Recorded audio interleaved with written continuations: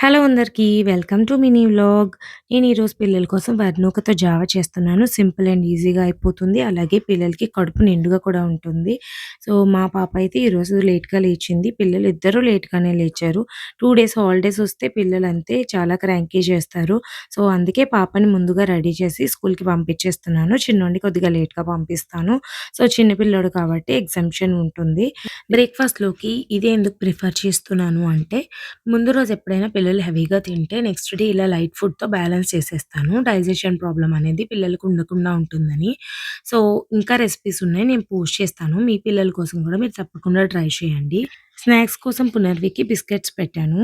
తను ఈరోజు బిస్కెట్స్ కావాలని అడిగింది. లేదంటే నేను తనకి ఫ్రూట్సే ప్రిఫర్ చేస్తాను. పిల్లలిద్దరికీ కూడా ఫ్రూట్స్ ఎక్కువ పెడతాను నేను. చూస్తూ ఉండగానే పిల్లలు అలా ఎదిగిపోతారు. సో, మా పాప అయితే తనంతట తనే షూస్, సాక్సెస్ వేసుకోవడం నేర్చుకుంది. లెర్నింగ్ అనేది లైఫ్‌లో చాలా ఇంపార్టెంట్ కాబట్టి నేను తనకు ఆ ఛాన్స్ ఇచ్చాను. సో, తన స్కూల్ టైమ్ అయింది. తను ఇంక స్కూల్‌కి బయలుదేరిపోతుంది. సో, తనని పంపించిన తర్వాత మా చిన్నోడిని కూడా రెడీ చేశాను. వాడు కూడా వెళ్తున్నాడు. ఇవాళ లేట్‌గా వెళ్తున్నాడు. లేకపోతే రోజు అక్కతో కలిసే వెళ్తాడనమాట. సో, వాళ్ళ అక్క స్లేట్ మర్చిపోయిందని వెనక్కొచ్చి మరీ స్లేట్ పట్టుకొని వెళ్ళాడు వాడు. సో, ఎవరో కనిపిస్తే బాయ్ చెప్తున్నాడనమాట. బట్ మా వాడికి ఒక మంచి అలవాటుంది.